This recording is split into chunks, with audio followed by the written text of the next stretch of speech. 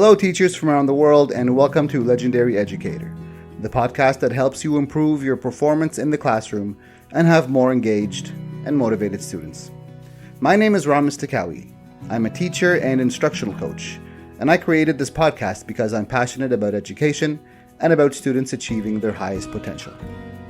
In every class we teach, there is always that one student, maybe two or three, who seem like they don't want to learn. They are not interested in you or what you have to say, and so they switch off and sit there, inanimate and disinterested. My guest this week claims that he's cracked the code to how to teach these reluctant students. He goes through his research and methodologies that he claims have borne fruit of success with higher levels of learning. Before we begin, please take a moment to subscribe to the podcast so you won't miss any future episodes as they drop. All right, let's get to know our guest this week.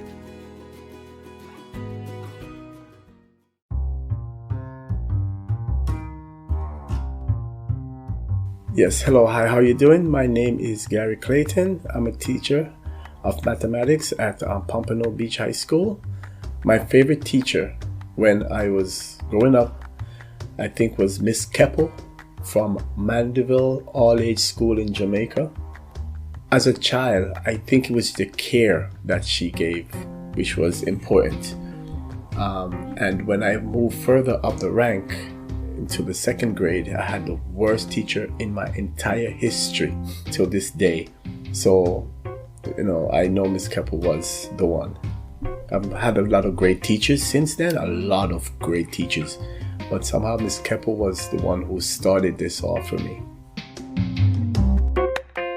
Mr. Clayton, thank you for your time today and for joining me on Legendary Educator. Thank you for having me. We were chatting the other day about education, obviously, and you had told me that you had a method, a secret recipe, if you will, for teaching students who don't want to learn, a student who's reluctant, who's in the classroom and is just not interested in you or what you have to say. And I was very interested in, actually having a chat about this and about your research-based methodology on how to teach a student who does not want to learn. And so can you share that with us, please? This is a long time coming. I tell you, it didn't start this way at all. It started with a lot of errors or mistakes, or just started with doing what I was told by my supervisors to do. Like some of the things were visit professional teachers' classroom who are teaching the subject for a while, visited my supervisor, see how they're teaching, go to workshops, professional development I've done for years. But I came back and the results were the same. And I think I'm doing it correctly. Because, but the results were the same. So what was missing in your observations in their classrooms, the classes that you observed? One is classroom management. Two, the students were not learning. Still. Even a class that the kids are, quiet, they still weren't learning.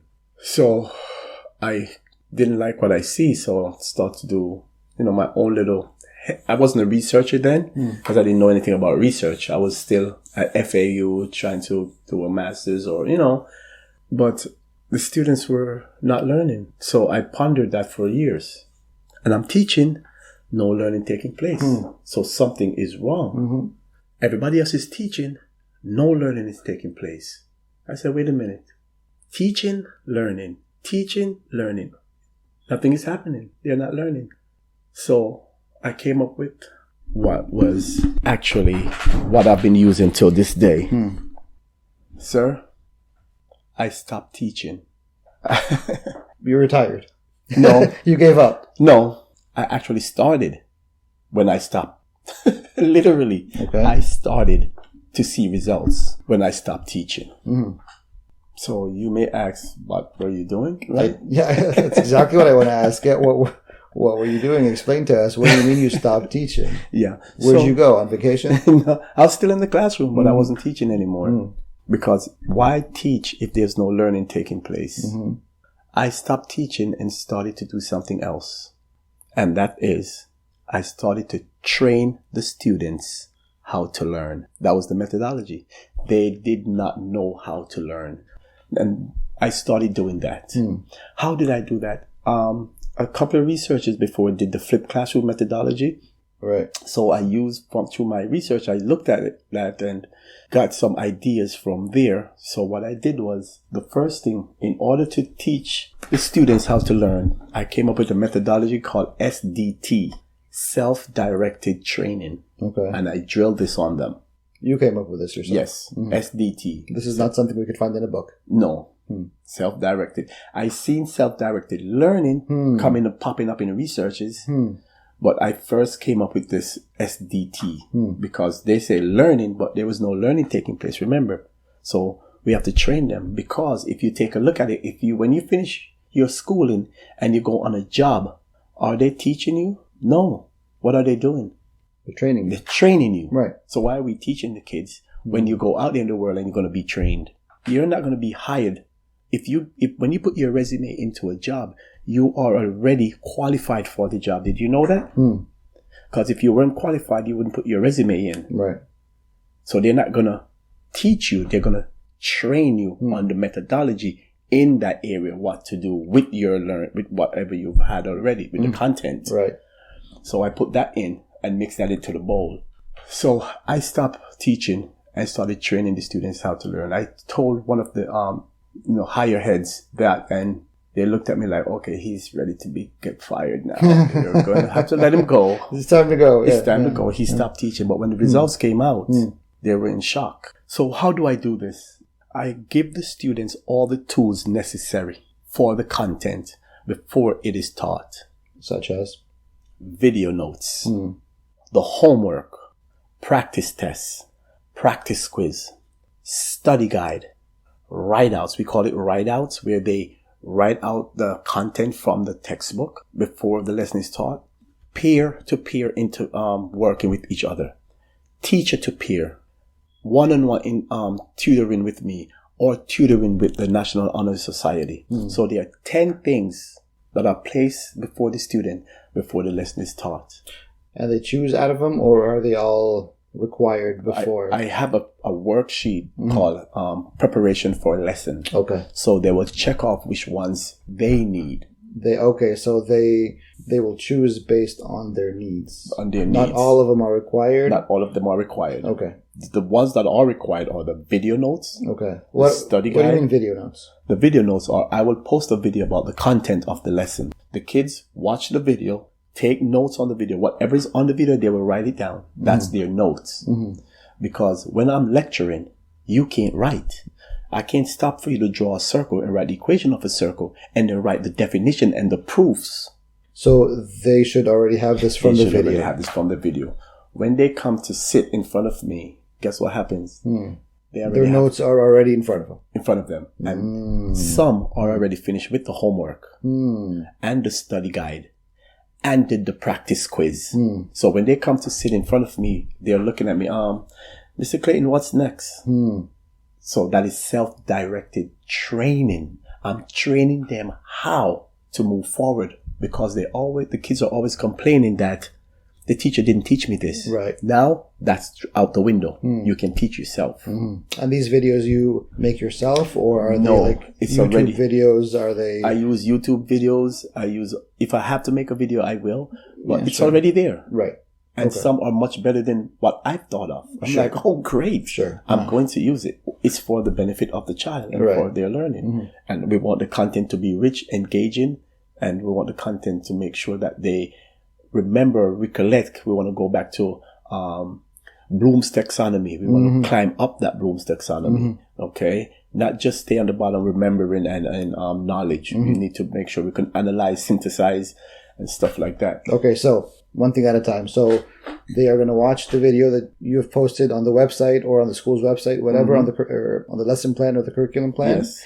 They are going to take notes on the video. Yes. That is going to sort of introduce the topic to them. Yes. There are some exercises, some homework questions. And so when they go to class, they already have a very decent introduction. If there are any gaps, that's what you teach, not the entire lesson A to Z. Yes. So that's what I don't teach. That's what I go in to train them. Because let me interject into my growth here. I came up with an idea. There are 3 levels for students to learn. If you're a teacher, you haven't started yet.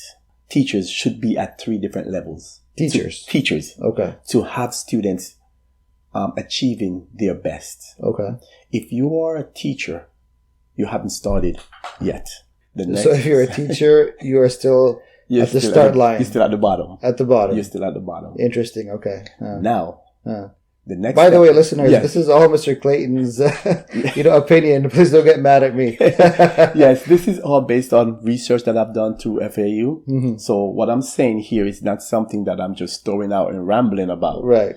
Level 2. What's level 2? Level 2 is an instructor. Okay.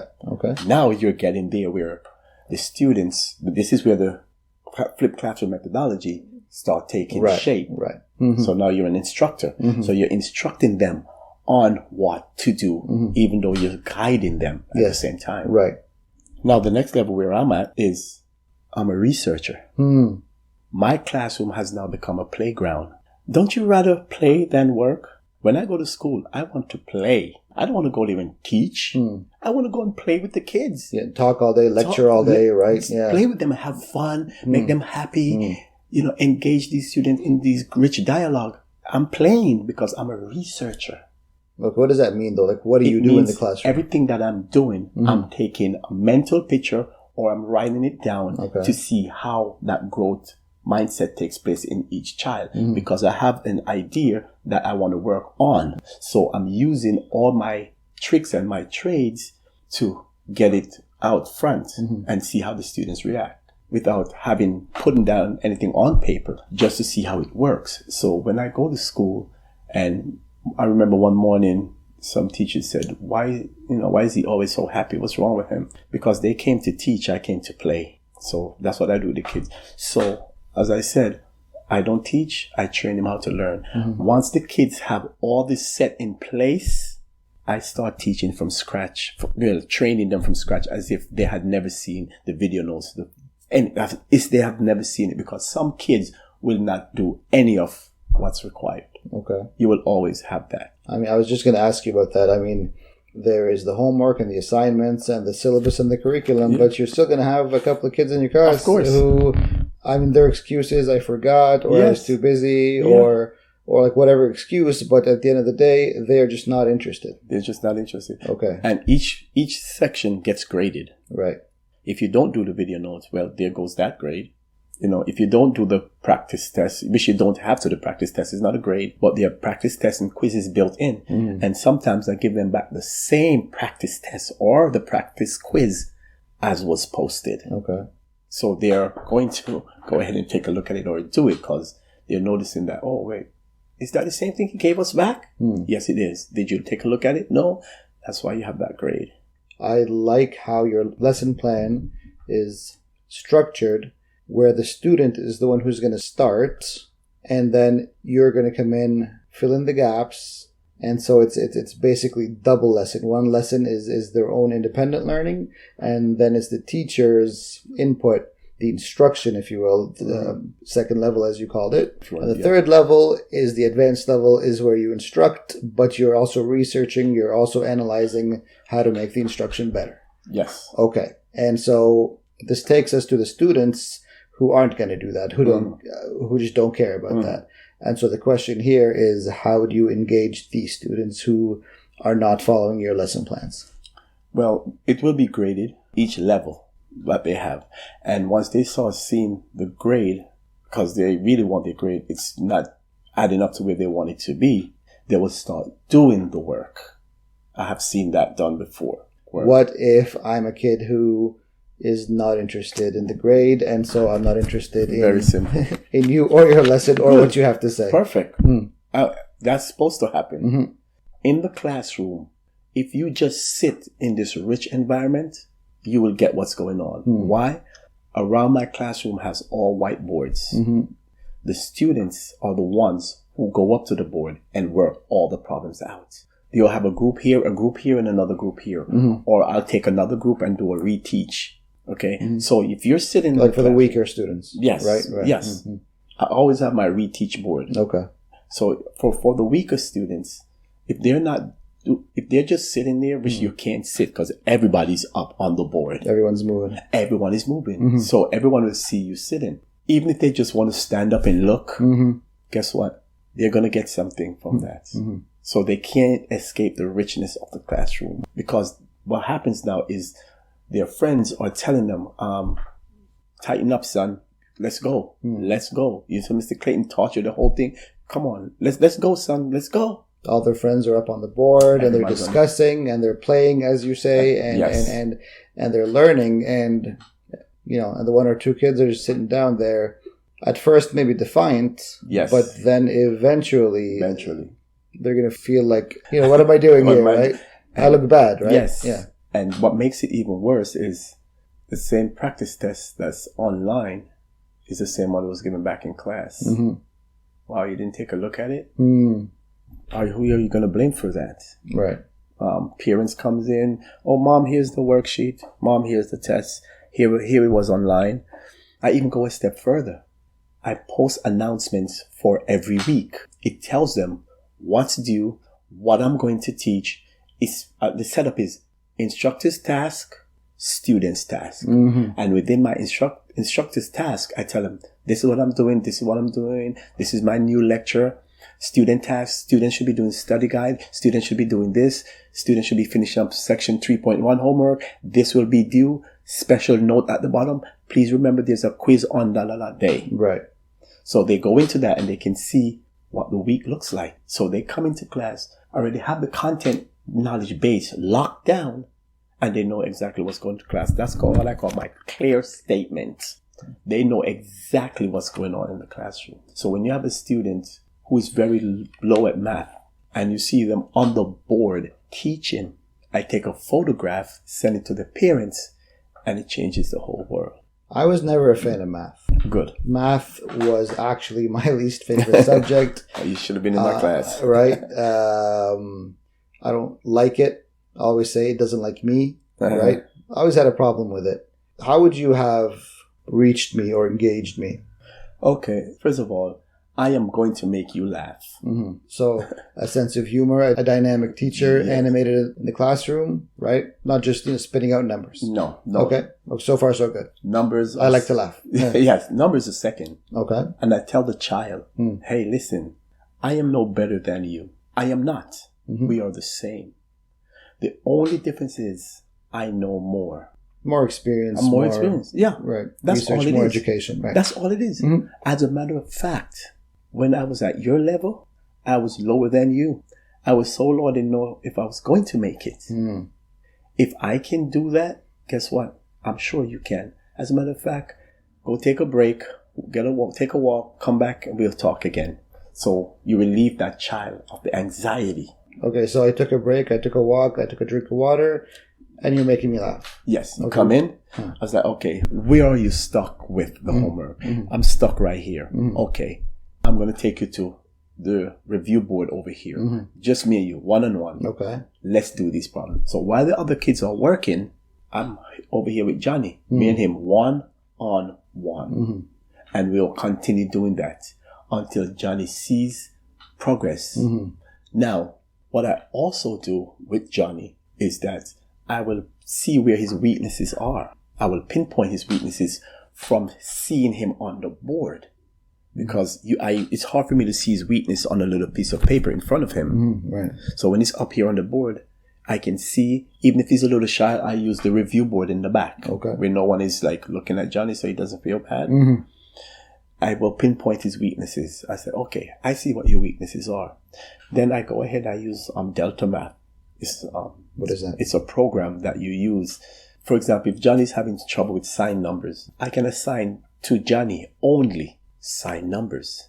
And he will practice his sign numbers because he doesn't want anyone to know he can't do his sign numbers correctly or he can't do his multiplication. I will assign Johnny some problems, 5 problems. But specifically to his weaknesses. Specifically. But he can do 20 because each time he gets it wrong, it takes him one back. Oh, okay. So he will not be able to come out until he can get 5 correct in a row. In a row? In a row. Oh, wow. By the time Johnny, and not only that, it gives them, if he gets it wrong, it gives him the full workout. So Johnny now will write out the workout and hand that in to me, and he'll get a grade for that. So that helps him a lot. I'm sure about that because I've used it all the time. And I have students telling me, writing to me what their weaknesses are, and I set them a delta math to their level without anyone knowing. How do you give your students courage to actually let you know what their weaknesses are? For example, there are some students who just don't want to tell you what their weaknesses are because they don't want to look weak, or silly, or they've got their confidence. And so how do you reach your students, make them comfortable enough to actually come to you and say, Mr. Clayton, I need help? Very simple. And those 3 words are very difficult for a teenager. Yeah, very simple. I need help. It's easy. They come to me with that all the time. Why? How did you make that easy? Because we are a family. Okay. And how did you build that relationship? In the classroom, I tell them, no one laughs at anyone else. Mm-hmm. That doesn't happen here, Mm-hmm. number one. Mm-hmm. Number 2, no one is going to fail this class. I'm not going to sit here Mm-hmm. and let you, we were going to help you. You will not fail. Mm-hmm. We will not fail? No. Because I'm not going to sit here and let you fail. If I see you having a difficult time, I have too much methodology and tools in my arsenal to recuperate you from your loss. Right. So that's how I engage any child in the lesson. Mm-hmm. They must be comfortable. Mm-hmm. They must feel like they're part of the family. Mm-hmm.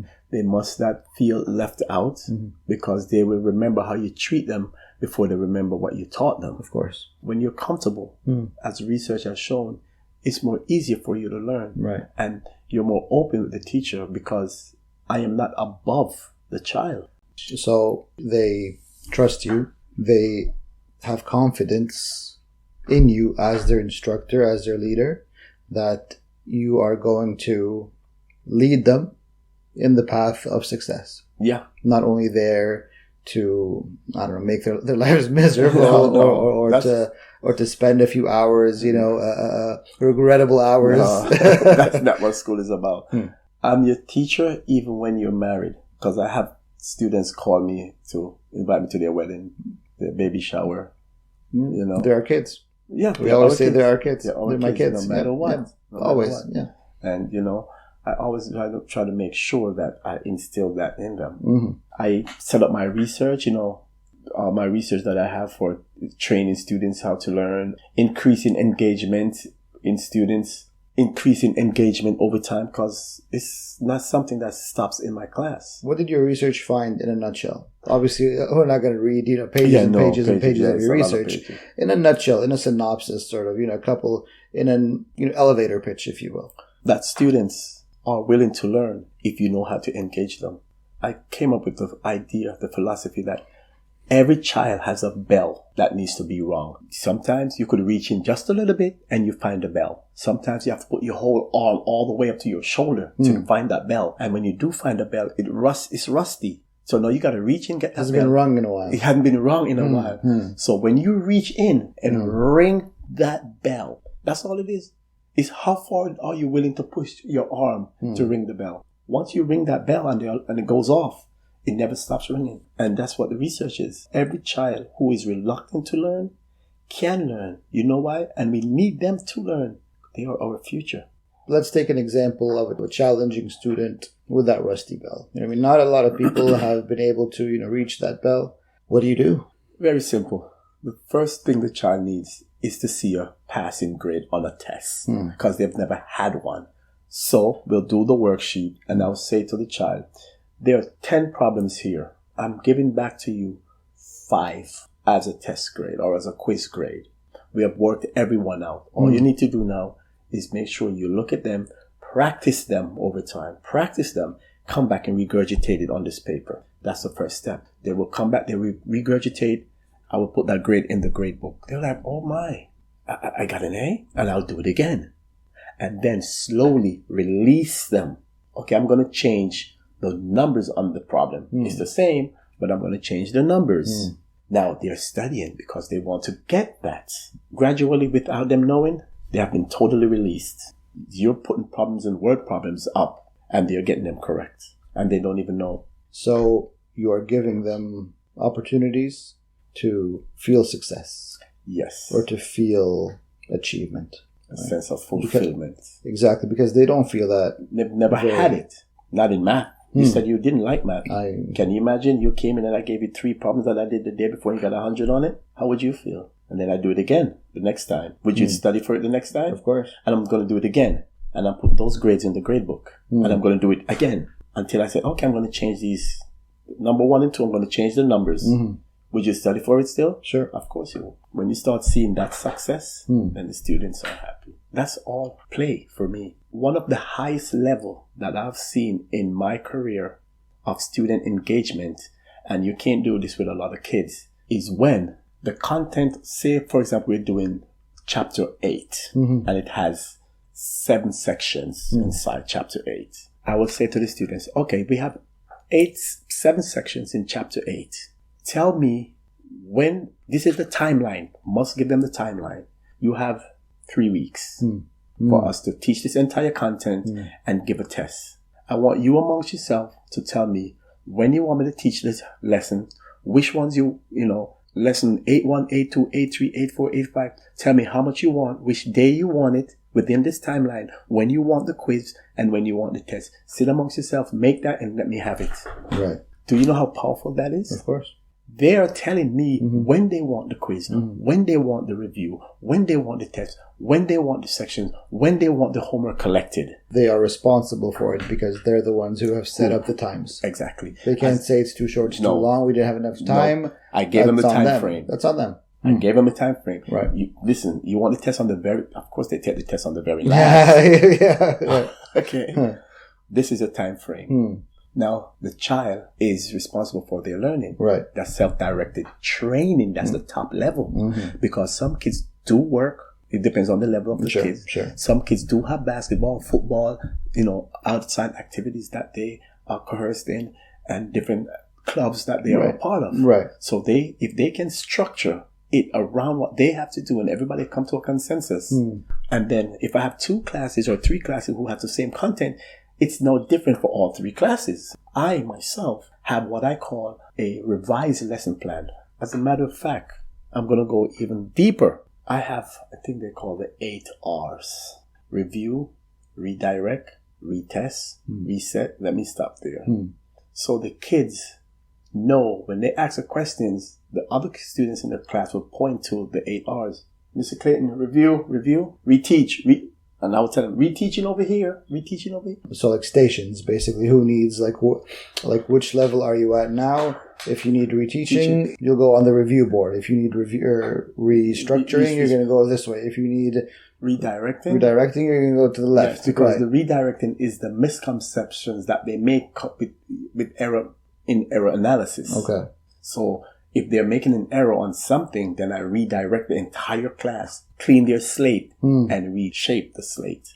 And so this happens as a class or as individual or small groups? As a class. And then depends on where they want. They'll tell me, Mr. Clayton, can you redirect me with this one? Can you reteach? Can you reset? And they'll tell you, okay, reset the knowledge. As a teacher, what is your biggest frustration? Very simple. My biggest frustration is when the people who are ahead of me, for example, my administrators, my directors, whoever, when they can't see innovation. I could be in the class doing something that they have never seen, and they don't know it's innovative. It's not a traditional classroom. It's not a traditional classroom. It's not innovative. I've seen where I got called to the office and said, we may have to write you up because the kids are all over the place. Of course they are. One is on the set of board over here. Another set is over here. Another set is over here. There's one sitting over here. There's the quiet guy who always sits by himself over here. Yeah, that's my classroom. And they're all learning in their own way, and they're all learning at their own pace. At their own pace. Differentiation. Yes. Yep. It's differentiation on another level. Right. With the 8 R's. Because I'm redirecting, reteach, retest, reset, remember. So I'm using the 8 R's to get the classroom. So you're not teaching. No, I'm training the students how to learn. Thank you, Mr. Clayton, for your time. You're welcome.